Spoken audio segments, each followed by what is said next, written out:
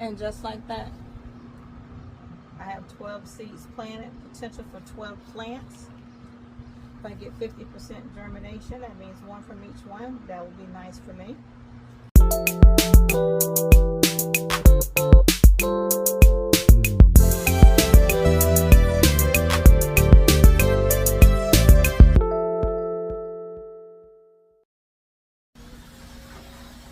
Hello, Nesties. It's Never for the Zone 10A, and welcome to my nest. So I went through my tomatoes, and guess what? I found some tomatoes that take 90 days to maturity and up to 95 days to maturity. And then, as I processed those, I looked through them and I said, well, which ones?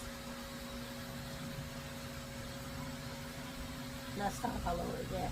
Hey Nessie, this is Netta. I'm your host from Netta's Nest. Welcome to my nest. I am gardening in Florida Zone 10A.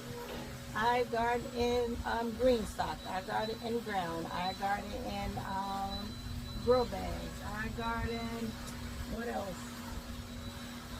In raised bed. I garden in brick beds. I garden all over the place, and I also have plants throughout my house. Today I decided to go through my tomato inventory because I know definitely by July 4th I need to have a lot of my tomatoes, certain tomatoes and certain peppers seeded and ready to grow.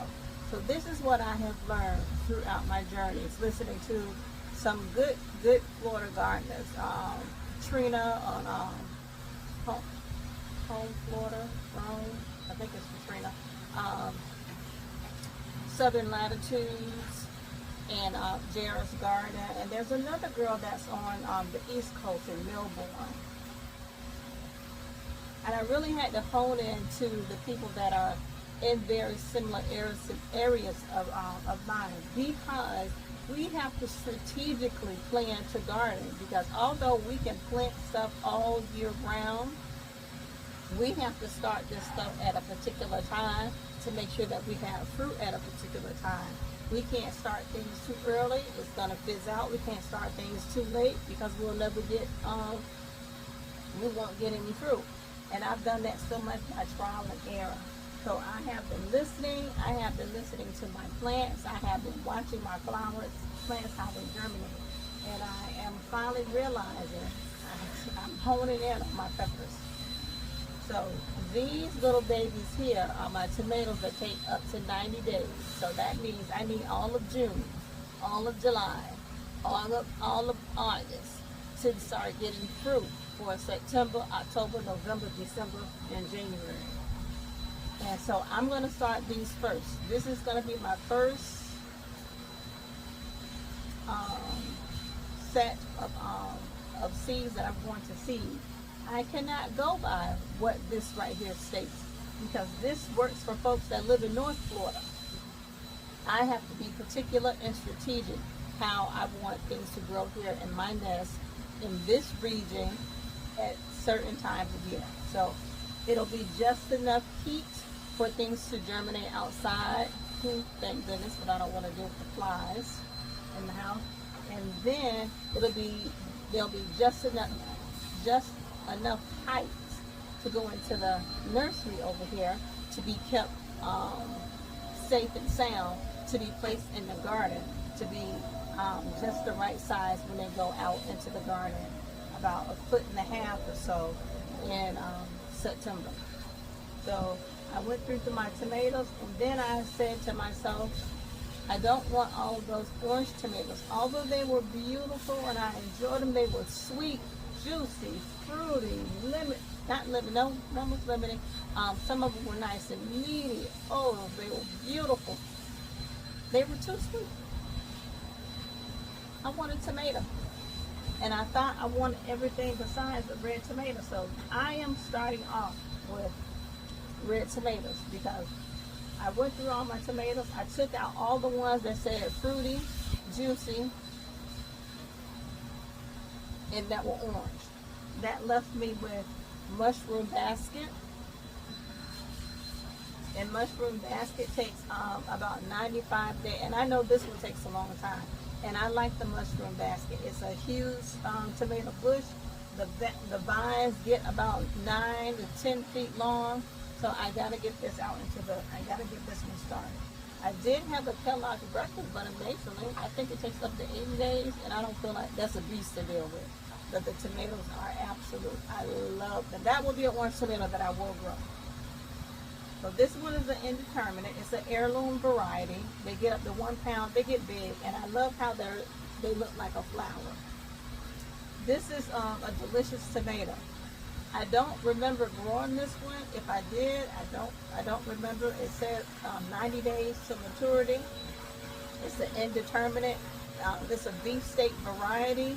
And in 1987, it said in 1987 it was the world's largest tomato, an 8-pound tomato.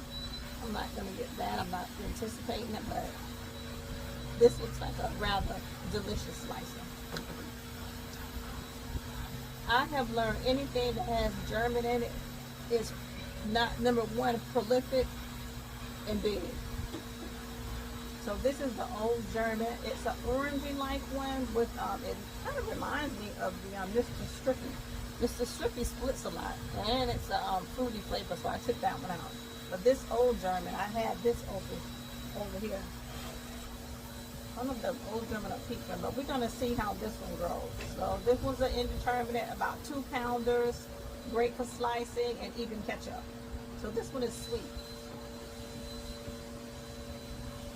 So we're going to do the old German. Now this German pink, I already know she does not play the radio.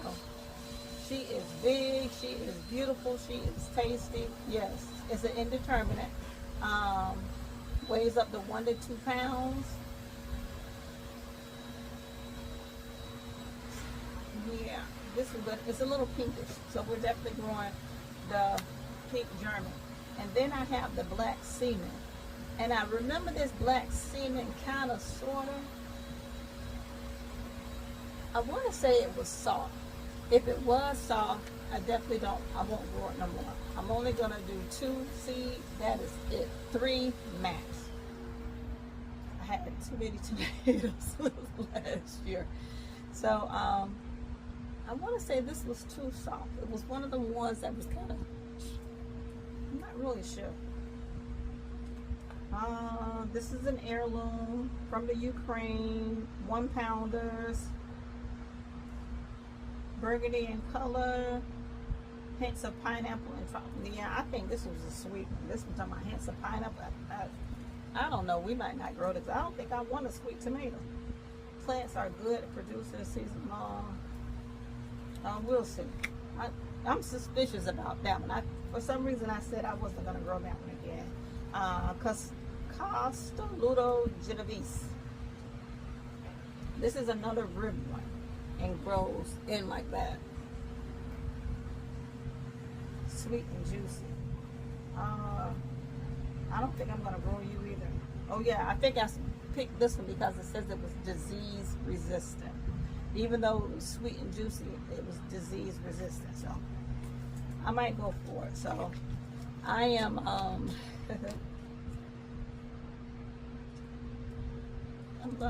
I'm gonna get these here buddies started. So that's 1, 2, 3, 4, 5, 6. This can be potential of 12 tomato plants.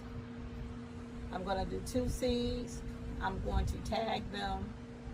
I'm going to double label them so that I know what they are. And we're gonna go from there. And I need to make sure I know where they are. And I need to make sure that I want these to be a part of my nest. If this is not what I want and they don't taste, they'll have the flavor that I need, that I'm looking for, I'm gonna start thinning them out, giving them away and ordering more. So let's get this party started. So first I want to start by labeling. I need to label my cups.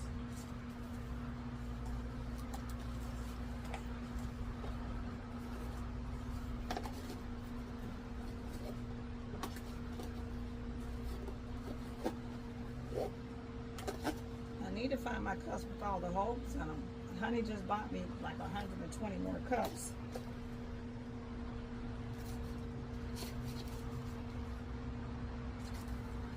I got this one because it already had pink German on it. I was going to reuse it. It says Goliath Gold Rush. I don't want to use, I'm trying to use the same ones. I thought I had cups with holes in them already. All right, hold tight. Let me get these punctured. So I have cups everywhere. Let's see what's in here.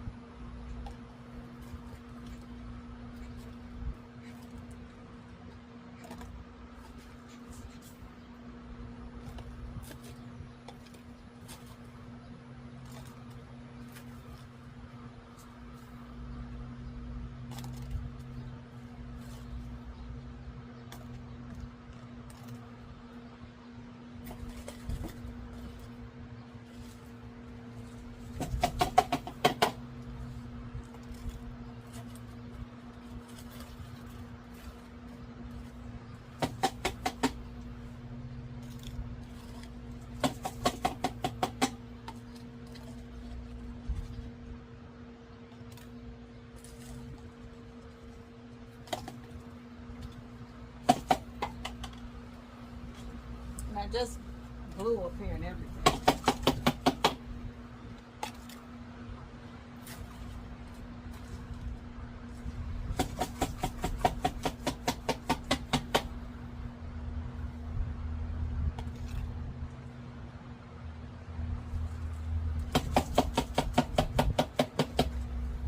Now, last time I washed and rinsed them out, all that good jazz. I'm not doing that this time because I don't think I need to. So those don't have any holes in it, no holes.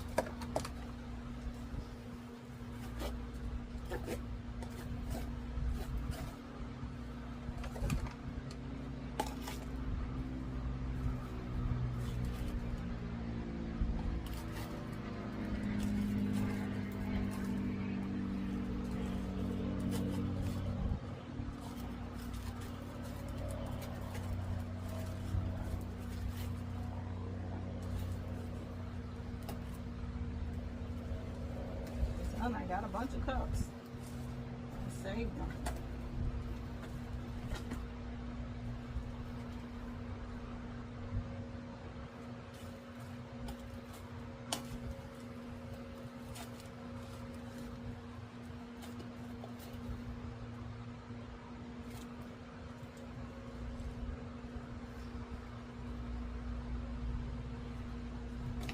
I'm gonna let those get some sun.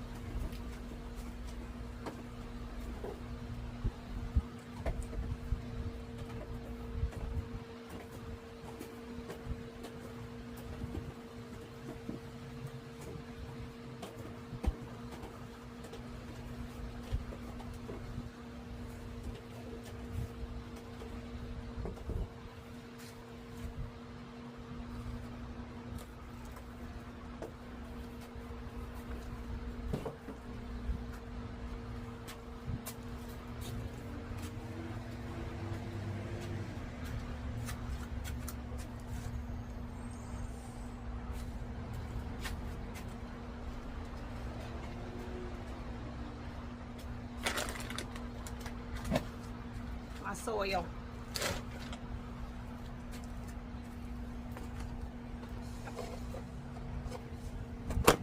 Alrighty. I got all those sitting over there in the sun drying.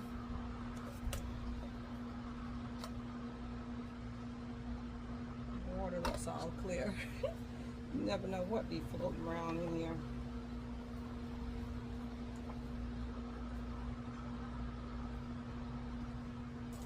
Let's tap it off.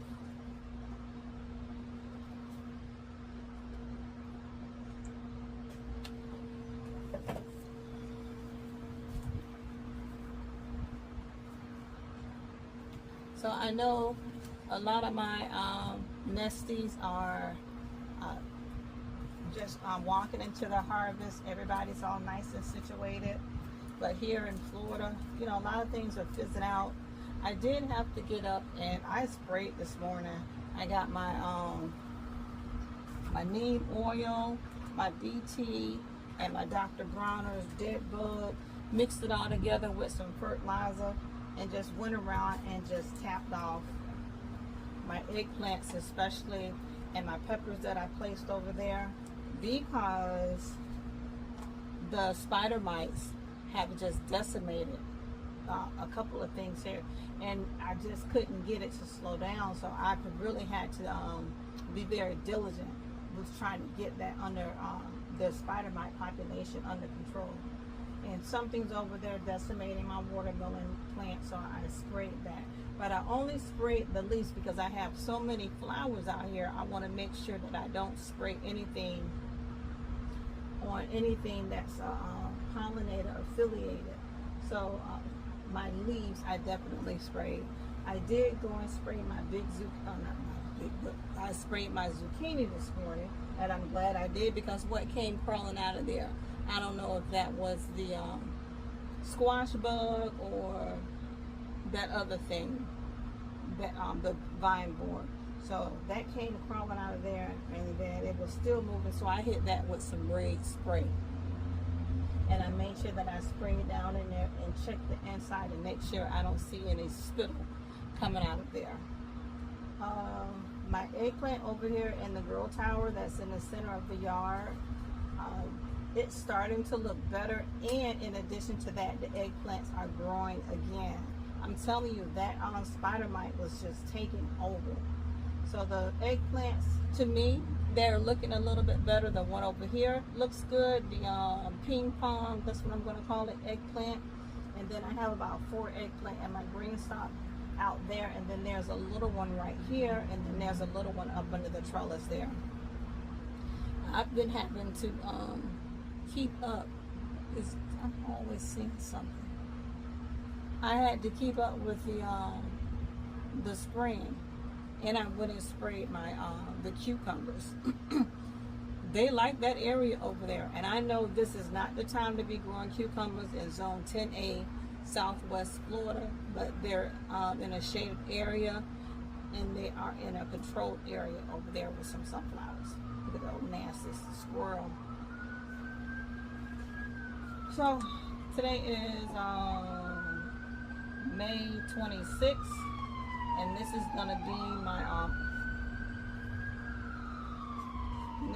my German pink.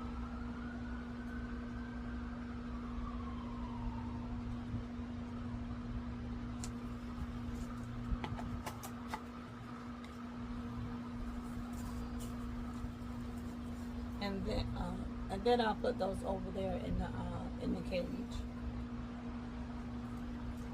And this is gonna be the start.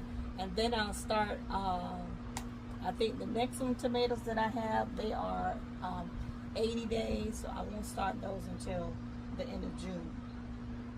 And then I have some that are 70 days, and then I'll do those. I'll probably do those the beginning of July.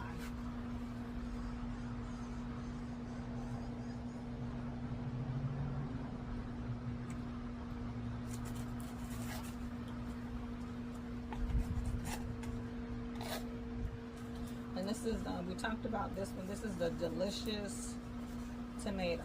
I am not going to grow any cherry tomatoes, because it has to be at least 50 volunteers over there.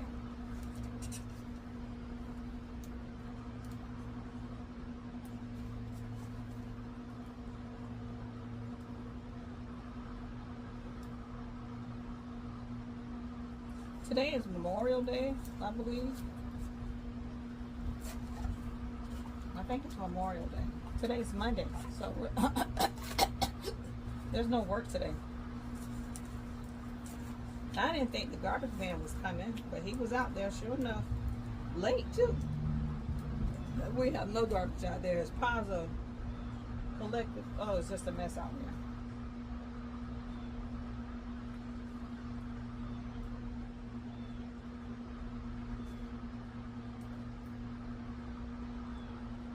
And I need to see what's going to give me the best green tomatoes. And I got a lot of green tomatoes in the refrigerator I need to finish cooking. And I have a lot of okra I need to go ahead and get stewed up.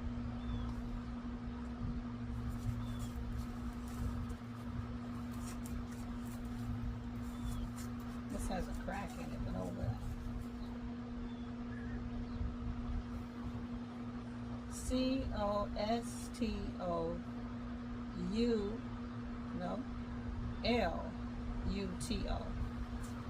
Genovese. And I have all my dwarf tomatoes too. I don't know what I'm going to do. I had an ideal in my head. I have a dwarf tomato, green stock. But I'm learning with my green stocks. Probably the dwarf tomatoes will probably be more suitable for the green stock, because definitely these tomatoes like this, that the root is just ridiculous, definitely not made for green stock. They need room to move. I pulled up my my tomato plants, and the root system, even though some were plagued with nematodes, but I told you, when I plant my tomatoes, I cut the bottom out, and I put the whole cup in the ground, so that root system in there is kept safe, and give that new root system time to dig deeper in the dirt, so when it is attacked by nematode, that they're good. What was I saying? No, squirrel. I don't even know what I'm talking about, y'all. So those are the ones I'm going to get ready to start. I'll bring you back when I get them all set up in the nursery, and we'll just go from that. And this will be the jump off for the fall season. Welcome, Nesties. It's fall season time for Zone 10A in Florida. While some of you guys are enjoying your harvest right now.